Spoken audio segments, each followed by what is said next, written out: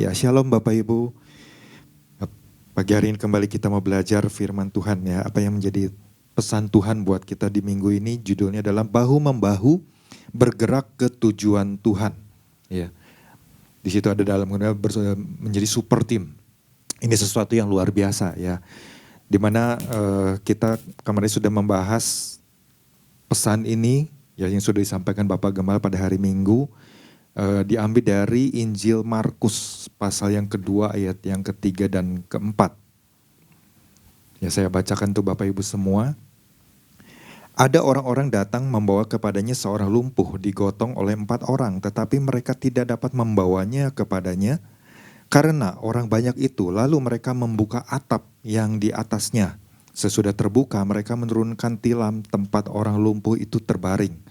Nah, waktu hari Minggu ya kita diingatkan ya lewat pesan ini ya Bapak Gembala sudah sampaikan bahwa saya baca yang menjadi inti pesannya ya, pengiringan kita kepada Tuhan bentuknya adalah suatu perjalanan ya, di mana Tuhan punya tujuan yang luar biasa bagi setiap kita.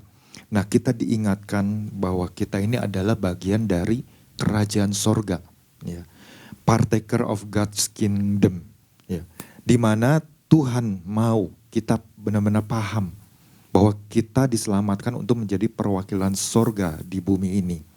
Dan tentu saja kalau kita menjadi perwakilan dari sorga ya, di muka bumi ini, jelas kita juga diingatkan kita harus punya hubungan dengan pemerintah pusat, yaitu kerajaan sorga di mana Allah bertahta. Ya. Dan hubungan itu terus juga harus lancar ya. Nah, lancar di sini kan diingatkan bahwa lancar di sini adalah ketika orang percaya tahu apa yang sorga kehendaki. Selain itu lewat pesan ini juga Tuhan menyampaikan kepada kita semua bahwa hari-hari ini terjadi ya, ada yang namanya kelumpuhan-kelumpuhan yang dialami oleh tidak sedikit orang percaya ya. Nah, ini perlu menjadi sebuah perhatian yang lebih serius lagi ya buat kita orang-orang percaya. Kelumpuhan menyebabkan orang percaya menjadi tidak efektif sebagai perwakilan sorga di bumi ini. Nah, kelumpuhan yang dimaksud bukanlah kelumpuhan fisik seperti apa yang dialami orang yang lumpuh tadi, tetapi kita dijelaskan ada beberapa hal ya. Ada kelumpuhan rohani, kelumpuhan dalam hubungan, kelumpuhan emosional, kelumpuhan akibat rasa takut dan khawatir yang berlebih, kelumpuhan yang diakibatkan oleh kebiasaan-kebiasaan yang buruk. Nah, penjelasannya nanti Bapak Ibu bisa dengar kembali di YouTube ya. Karena ini perlu menjadi sebuah perhatian bagi kita orang-orang percaya. Apa itu kelumpuhan rohani ya? Di situ dijelaskan ketika orang percaya sudah tidak membuat kemajuan-kemajuan spiritual. Nah, ini harus menjadi analisa kita, cek buat diri kita sendiri, menintrospeksi diri kita sendiri. Apakah hari-hari ini itu kondisi saya secara rohani ya? Mungkin sudah tidak menghasilkan sesuatu ya. Nggak ada lagi kemajuan-kemajuan spiritual. Nah, itu perlu menjadi perhatian ya, termasuk buat saya sendiri ya. Terus juga kita diingatkan bahwa lewat kelumpuhan rohani ini juga kan orang percaya diingatkan dia tidak memahami kehendak Tuhan ya. Walaupun mungkin secara kegiatan tuh dia aktif, tapi lemah di dalam hubungan, di dalam relasi dengan Tuhan. Ya. Kemudian selain itu juga kelumpuhan dalam hubungan dengan sesama. Ya. Artinya dengan sesama kan bisa dengan pasangan, dengan orang tua, dengan anak-anak, dengan saudara-saudara seiman. Itu perlu menjadi sebuah perhatian yang terus harus kita cek lagi nih satu persatu. Ya. Bagaimana kondisi dari kerohanian kita ini. Karena kita perlu hati-hati di situ. Kita diingatkan kita harus hati-hati. Ya, ketika kita sadar, oh ya ternyata saya ada di dalam kondisi kelumpuhan kerohanian, berarti ada hal yang harus kita perbaiki. Ya. Jadi ada 2 hal yang kemarin sudah disampaikan ya, sadari dan lakukan spiritual check up bagi diri kita sendiri. Ya, jadi kita diingatkan untuk jujur pada Tuhan dan jujur juga pada diri sendiri. Kemudian juga sadari bahwa kita butuh orang lain untuk menolong kita. Ya, jadi perlu ada keputusan untuk membangun super team. Ya. Nah itu dua hal yang disampaikan oleh Bapak Gembala Adam Kenjo yang kemarin sudah Saudara Marbun bagikan. Ya. Tentu itu juga menambah sesuatu untuk kita terus mau menjadi orang-orang percaya yang terus maju. Ya. Nah ketika saya mendengar pesan ini, saya bisa merasakan bahwa yang namanya kelumpuhan itu jelas sangat-sangat gak enak. Ya.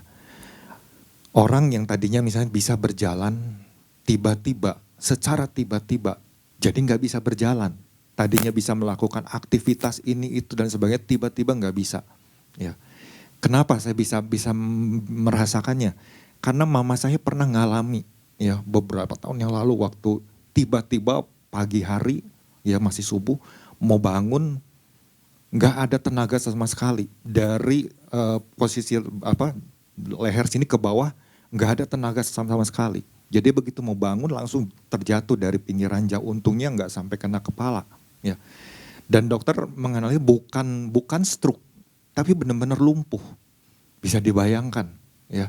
Mama saya yang biasanya suka aktif, rajin, bikin ini, bikin itu, bikin kue, bikin segala macam, ya. Menyediakan untuk anak-anaknya gitu. Tiba-tiba merasakan dalam kondisi yang seperti itu. Pasti ada sebuah kesedihan, ada rasa kaget yang luar biasa. Ya. Dan itu juga bisa membawa dalam satu keadaan semangat yang jadi lemah. Semangat jadi lemah. Mungkin merasa udah usia udah cukup, ya. Udahlah, biarin aja begini, ya. Pada waktu itu saya masih belum di dalam Tuhan, ya. Cuma kakak saya yang nomor 2 yang sudah di dalam Tuhan, ya, yang sungguh-sungguh percaya di dalam Tuhan, yang sudah lahir baru, ya. Nah, yang bisa kami lakukan anak-anak adalah terus memberikan semangat, ya, supaya mama tidak patah semangat, ya. Karena kan dalam kondisi mau ngangkat tangan aja nggak bisa, apalagi kaki mau digerakkan, itu benar-benar mati rasa. Dipegang kakinya aja disentuh nggak kerasa apa-apa gitu. Jadi bisa merasa, aduh betapa sedihnya gitu ya. Betapa sedihnya perasaan dari mama saya pada waktu itu. Tapi kami terus memberikan semangat itu sampai dokter menganalisa, 2 tahun baru kemungkinan, itu pun baru kemungkinan bisa berjalan. Dengan harus melakukan terus terapi.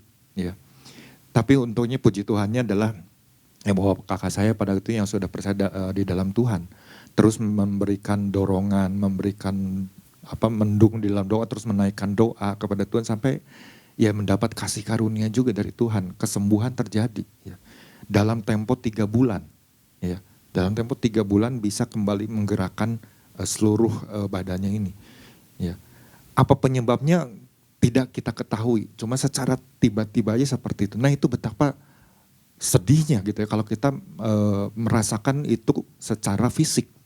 Tetapi kalau kita merasakannya di sini dengan secara kelumpuhan secara rohani, wow itu betapa bahayanya buat kita orang-orang percaya. Ya ketika kita tidak menyadari hal tersebut. Ya. Nah makanya apa yang saya dapatkan, ya, apa yang harus kita lakukan agar menjadi pribadi-pribadi yang bebas dari kelumpuhan dan menjadi alat yang berfungsi bagi Tuhan. Ya. Nah ketika saya renung ini, apa ya Tuhan yang ketika kita semua diingatkan, ya, supaya bebas dari kelumpuhan, jadi alat yang berfungsi bagi Tuhan, ya lewat peristiwa dari 4 orang ini yang membawa orang lumpuh ini datang ke hadapan Tuhan. Saya mempelajari bahwa ternyata kita harus sadari bahwa yang poin pertama adalah sadari bahwa kita adalah penghubung. Penghubung yang memiliki peran dan tanggung jawab sebagai kunci jawaban. Ya. Yang sudah Tuhan percayakan, yang Tuhan sudah berikan kepada kita. 4 orang ini, mereka adalah orang-orang yang membawa orang lumpuh ini menjadi penghubung.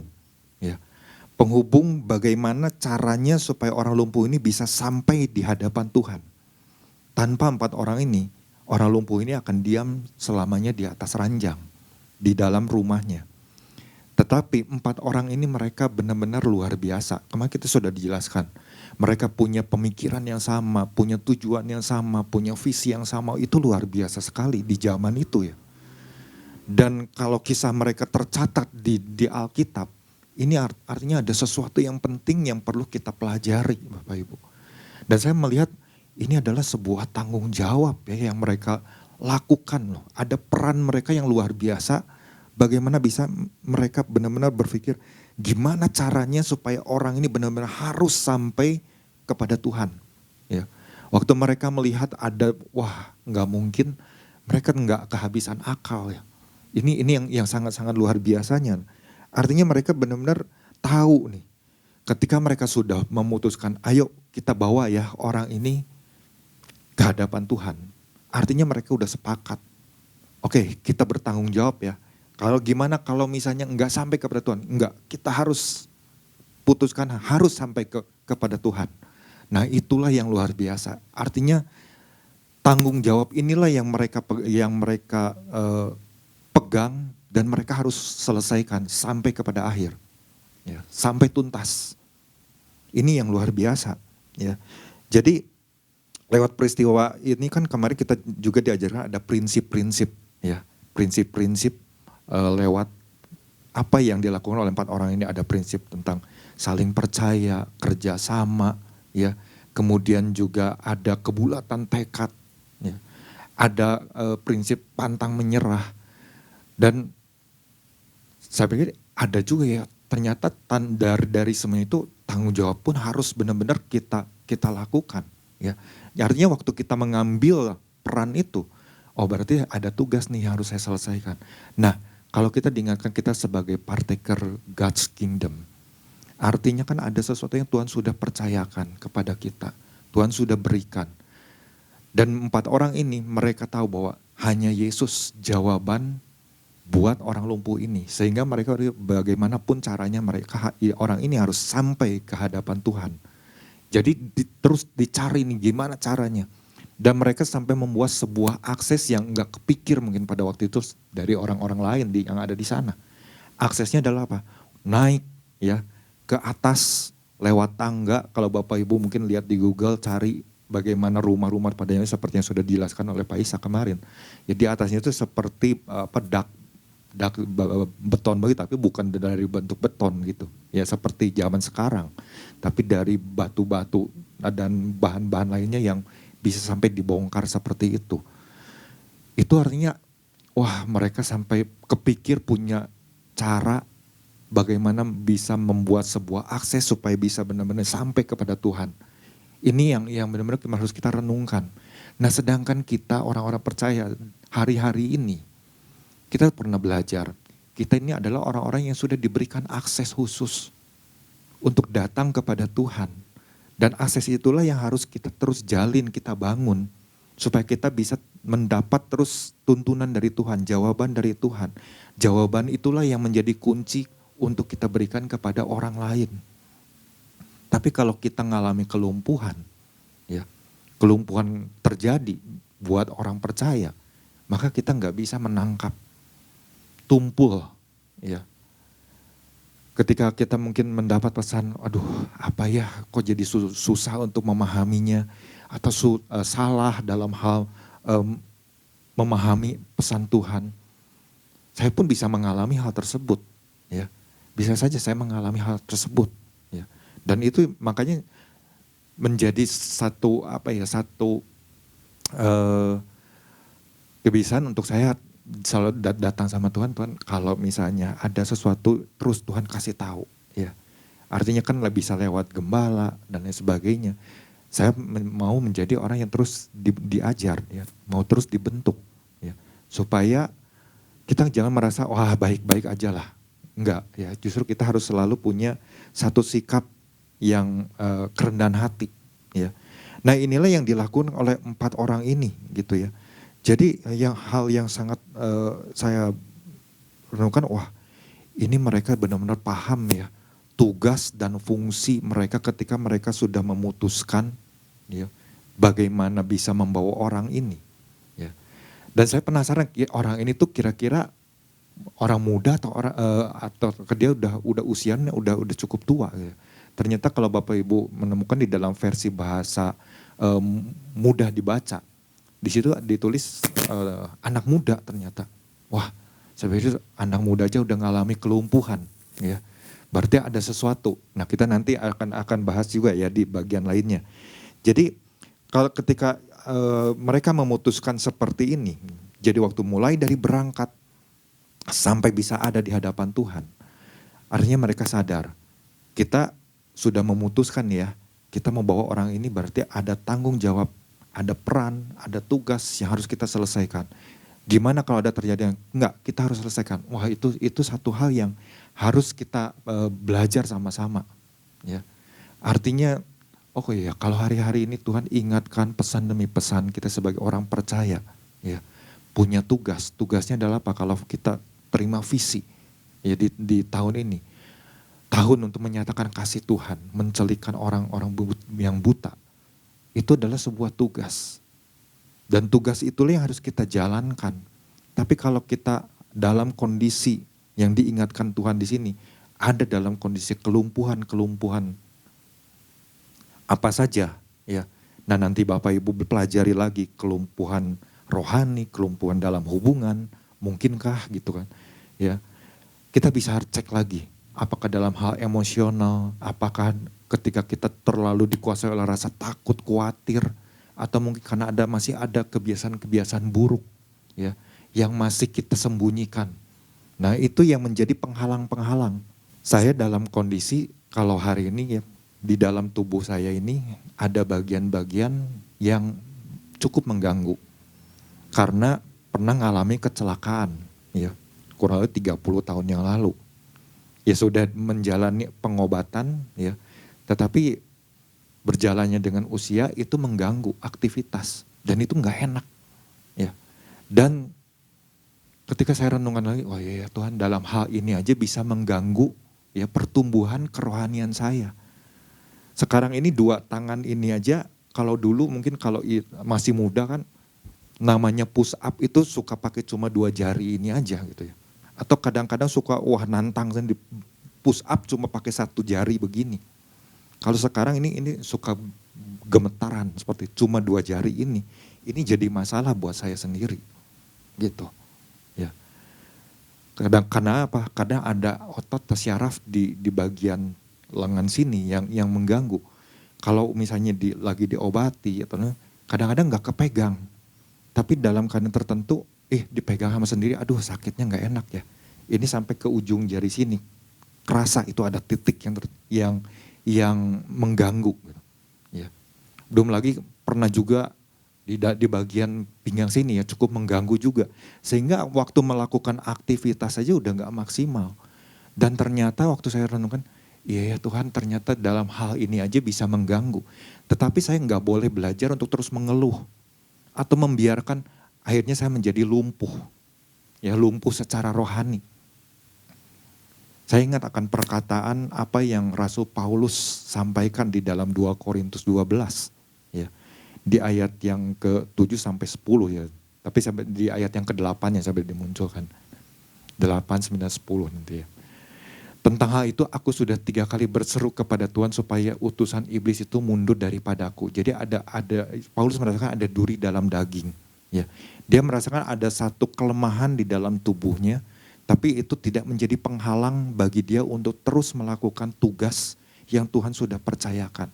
Ada tanggung jawab yang harus terus dia pikirkan sampai bagaimana dia membangun sebuah tim yang luar biasa.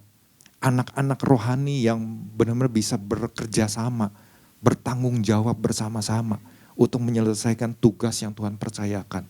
Wah, ini sesuatu yang luar biasa. Ya, jadi bagaimana kemudian Tuhan ingatkan lewat ayat ke-9-nya apa yang Tuhan katakan. Tetapi jawab Tuhan kepadaku, cukuplah kasih karuniaku bagimu sebab justru dalam kelemahanlah kuasaku menjadi sempurna. Jadi jangan kita menjadi orang yang karena kelemahan yang mungkin kita alami, membuat kita menjadi pada akhirnya, mulai lumpuh di dalam hal-hal tertentu. Entah dalam hal emosionalnya, entah dalam hal kerohaniannya, entah dalam hubungan dengan sesama, dengan pasangan, dengan anak, dengan orang tua, ya atau dengan saudara seiman. Itu bukanlah menjadi alasan, karena Tuhan katakan apa? Justru dalam kelemahanlah kuasaku menjadi sempurna. Oh, di situ saya jadi sadar. Ya, itu yang menguatkan saya.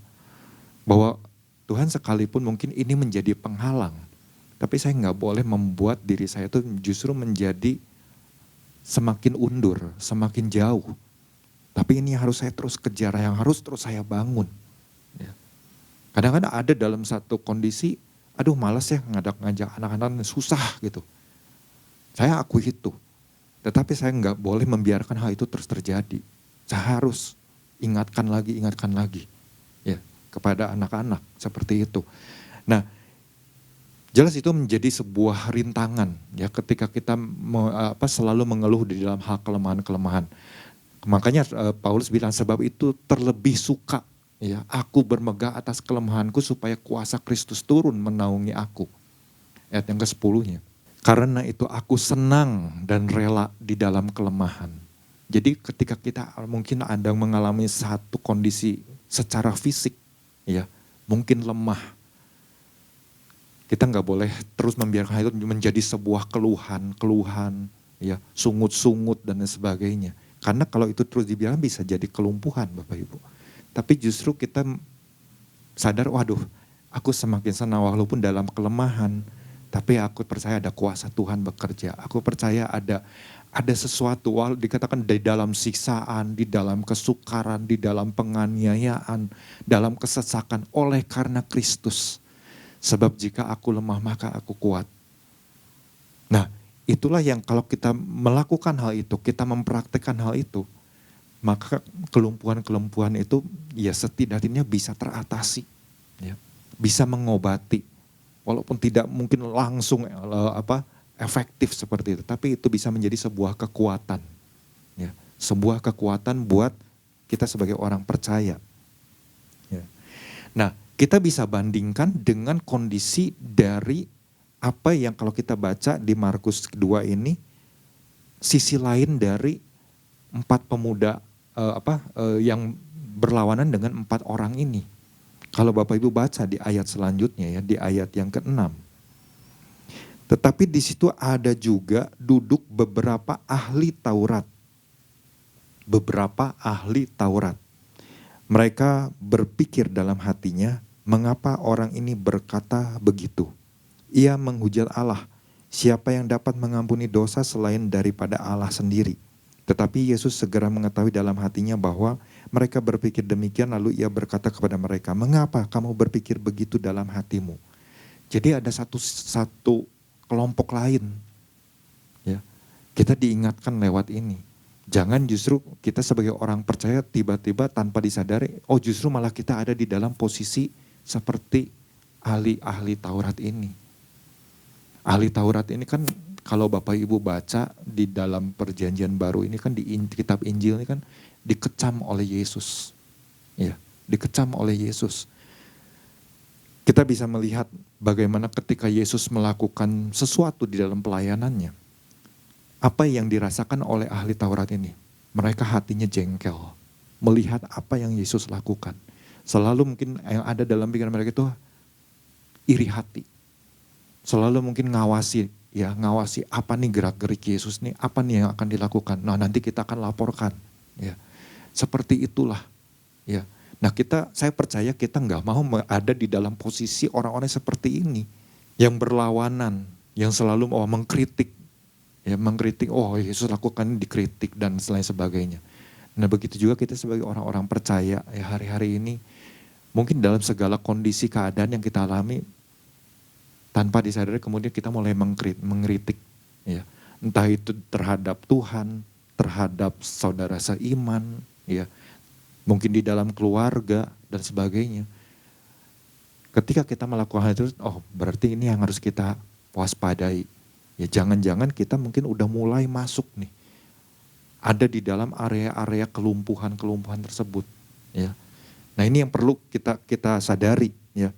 Jadi mari, yang pertama adalah kita harus sadari, kita ini adalah penghubung. Seringkali yang namanya penghubung itu, ya, saya dan istri selama pandemi ini kan kita sering menjadi penghubung. Penghubung itu kan boleh dalam istilah lain mediator, ya, mediator untuk mempertemukan seseorang dengan orang lain, ya, supaya misalnya ketika ada proyek hal ini terjadi. Tetapi apa yang seringkali kami alami bahwa di dalam tim sebagai penghubung ini seringkali ada orang-orang yang punya tujuan-tujuan tertentu. Sehingga apa yang tujuan baik kita, ya, dari beberapa orang ini, tujuan baiknya itu selalu gagal di tengah jalan. Karena ada tujuan-tujuan pribadi dari orang-orang tertentu. Ada yang mungkin, wah cari untungnya begini, ada yang, sehingga sulit gitu. Nah, sampai akhirnya ibaratnya kita seperti menyeleksi, ya, menyeleksi orang-orang siapa nih yang bisa menjadi penghubung, ya, menjadi rekan satu tim yang benar-benar kuat. Sampai akhirnya ditemukanlah ya ada 2, 3 orang seperti itu. Nah, ini yang akhirnya belajar sesuatu gitu ya lewat kehidupan sehari-hari. Oh iya, ternyata yang namanya menjadi penghubung itu bukanlah sesuatu yang mudah loh untuk dilakukan. Tujuan ya atau motivasi kita waktu kita menjadi penghubung itu benar-benar harus tulus. Ketika 4 orang ini melakukan untuk kesembuhan dari orang yang lumpuh ini, mereka benar-benar yakin, mereka percaya kalau orang ini benar-benar sampai kepada Yesus, dia pasti akan mengalami sesuatu ketika dia ada di hadapan Tuhan. Itu yang luar biasa. Apakah mereka cari nama? Enggak. Ya, saya percaya mereka enggak mencari ketenaran, mencari apa, tapi tujuan mereka adalah mereka ingin, entah itu mungkin temannya, entah itu mungkin saudaranya, atau mungkin siapanya gitu ya. Tetapi ini yang luar biasa. Mereka benar-benar cuma punya satu tujuan, orang ini pokoknya harus sampai kepada Tuhan Yesus. Nah begitu juga kita. Ya, kita sebagai orang percaya ketika kita sudah dipercayakan sesuatu oleh Tuhan, artinya oh ya saya harus ambil peran dan tanggung jawab ini ya sebagai kunci jawaban buat orang-orang yang mungkin selama ini ada di dalam lingkungan orang terdekat buat kita semua. Ya, itu yang pertama. Yang kedua yang saya dapat adalah sadari bahwa kita tuh harus memiliki hati yang selalu terbuka ya. Untuk apa? Untuk mau dituntun oleh Tuhan. Ya. Kalau kita selalu menutup diri, ya, menyembunyikan, ya, menutup-nutupi, akan mengalami sebuah kesulitan-kesulitan. Dan Bapak Gembala sudah jelaskan, kelumpuhan-kelumpuhan itu akan membuat kita menjadi orang yang sulit untuk bisa memahami loh. Untuk bisa berfungsi, memiliki keefektivitasan di dalam pengiringan kita kepada Tuhan. Makanya kalau Bapak Ibu baca, ini yang menjadi dasar di ayat yang ke-5 dari Markus 2. Ketika Yesus melihat iman mereka, berkatalah ia kepada orang lumpuh itu. Nah orang lumpuh ini kan ya seperti yang saya katakan tadi di versi mudah dibaca. Dikatakan anak muda. Ya. Hai anak muda, ya, dosamu sudah diampuni. Ya. Artinya, wah, saya berpikir ini anak muda ya, berarti ada sesuatu nih. Ya, kenapa mungkin anak muda ini tiba-tiba waktu dibawa udah sampai di hadapan Tuhan, tiba-tiba Tuhan berkata dosamu sudah diampuni. Jadi saya berpikir, wah, mungkin selama ini ketika dia ada di dalam kelumpuhannya, dia merenungkan segala perbuatannya, dia berdoa minta ampun sama Tuhan, ya, mungkin atas segala kesalahannya dia mengakui hal tersebut, ya. Tetapi bagaimana dia punya sebuah kesempatan sampai pada waktu 4 orang ini tiba-tiba menyampaikan satu kabar, Yesus ada di sini, ayo kamu harus ketemu. Kamu harus berjumpa sama Tuhan Yesus. Ya. Disitulah dia pun percaya kepada 4 orang ini. Dia mau dibawa kepada Yesus. Tapi bayangkan kalau misalnya dia menutup diri. Enggak, saya enggak mau. Udah aja begini. Lebih baik saya diam di ranjang. Karena saya orang berdosa. Saya enggak layak ketemu Tuhan. Ya. Dosa saya sudah sangat besar. Kalau mungkin dia berpikiran hal-hal yang seperti itu menguasai dia, tidak akan terjadi. Tapi dia sadar bahwa dia masih bisa melakukan sesuatu karena dia masih muda. Aduh, gak enak ya dalam kondisi yang seperti ini. Saya masih ingin hidup saya berarti bagi banyak orang. Saya ingin memperbaiki masa lalu saya yang tidak baik, ya, dan lain sebagainya. Mungkin itu bisa terjadi ya di dalam kehidupan dia sebelumnya. Sampai Tuhan katakan dosamu sudah diampuni. Mungkin kalau kita misalnya datang sama Tuhan kemudian Tuhan katakan dosamu sudah diampuni. Kalau kita menjadi orang yang menutup diri, orang yang kayak waduh, begitu dikatakan seperti itu tersinggung amat ya. Aduh, aku dengan dosamu sudah, dosa apa seperti itu ya. Kita nggak akan ngalami yang namanya kesembuhan, pemulihan. Tetapi orang ini dia membuka hatinya. Dia mau dituntun sama Tuhan. Ketika Tuhan katakan dosamu sudah diampuni, dia langsung mungkin berkata, ya Tuhan terima kasih. Tuhan sudah mendengar doaku. Tuhan sudah menjawab doaku ketika aku menyadari segala dosa kesalahanku. Ini yang mau untuk terus kita sebagai orang percaya merefleksi. Ya. Terus mau mengakui. Kita bukan orang yang sempurna Bapak Ibu. Tetapi kita menjadi ketika kita sadar bahwa oh Tuhan saya mau terus membuka hati. Ya. Seperti seorang Daud, ya kan? Tuhan selidiki aku, ya. Lihat apakah jalan-jalanku serong, ya. Itu adalah sesuatu yang dilakukan oleh Daud. Tuhan tunjukkan jalanmu, beritahukan jalan-jalanmu, itu adalah sebuah sikap yang ditunjukkan orang yang mau membuka hati, ya. Membuka hati untuk mau terus dituntun oleh Tuhan. Terlebih lagi kan misalnya dituntun oleh gembala. Kalau Tuhan yang nggak kelihatan aja, mungkin orang kadang-kadang sulit, ya. Tapi kalau orang yang misalnya bisa terlihat oleh kita, misalnya gembala kita menuntun kita, tapi kita nggak mau dituntun, maka kita akan sulit mengalami pemulihan. Nah, ini juga dibandingkan lagi dengan orang-orang ahli-ahli Taurat tersebut. Ketika mereka melihat hal tersebut, ya. Makanya Bapak Ibu menjadi sebuah perenungan buat kita, nanti Bapak Ibu bisa baca di rumah. Kalau baca di dalam Matius pasal yang ke-23, bagaimana Yesus mengecam ahli-ahli Taurat, orang-orang Farisi, orang-orang munafik. Ya, apa aja sih yang mereka lakukan, itu menjadi sebuah spiritual check up buat kita sebetulnya. Ya. Apakah mungkin kita ada di antara itu? Ya. Oh jangan-jangan selama ini saya sudah bersikap munafik ya. Saya menjadi orang-orang yang menghalangi orang untuk datang kepada Tuhan. Ya. Kalau Bapak Ibu lihat di dalam Matius 20 ayat ke-13. Apa yang dikatakan oleh Yesus? Celakalah kamu hai ahli-ahli Taurat. Di situ disebut ada ahli-ahli Taurat. Kalau di Markus di sini dikatakan ada beberapa ahli Taurat yang ada di situ. Kebetulan ketika Yesus melakukan waktu dikerumuni oleh orang banyak di rumah di mana Yesus tinggal pada waktu itu. Di sini dikatakan, dan orang-orang Farisi, dan hai kamu orang-orang munafik, karena kamu menutup pintu-pintu kerajaan sorga di depan orang. Sebab kamu sendiri tidak masuk dan kamu merintangi mereka yang berusaha untuk masuk. Nah kita nggak mau ada di dalam posisi yang seperti ini. Jangan sampai ada di dalam posisi yang seperti ini. Ya. Kita sama-sama diingatkan, tapi ketika kita mau membuka hati, justru disitulah kita sadar, oh selain ada peran, tugas yang Tuhan percayakan, ada tanggung jawab. Berarti kita juga harus selalu mau membuka hati. Ya, membuka hati untuk terus dituntun oleh Tuhan. Dan ketika dituntun kita mau terus berubah. Cara pandang, cara pikir kita. Ya, sehingga kita terus bisa memiliki pandangan yang jauh ke depan. Nah inilah yang pagi hari ini Bapak Ibu, kita sama-sama belajar. Jadi ketika ada dosa, ya, di situ kan Yesus katakan kepada anak muda ini, dosamu sudah diampuni. Nah, mari kita cek lagi, aduh, berarti kalau ada dosa yang masih belum dibereskan, ini harus segera dibereskan. Kalau dibiarkan berlarut-larut, itu akan menjadi sebuah kelumpuhan. Ya. Ketika ada sesuatu yang Bapak kembali sudah diingatkan, ada yang ditutup-tutupi, ada yang disembunyikan, maka kita nggak akan bisa menangkap rencana Tuhan.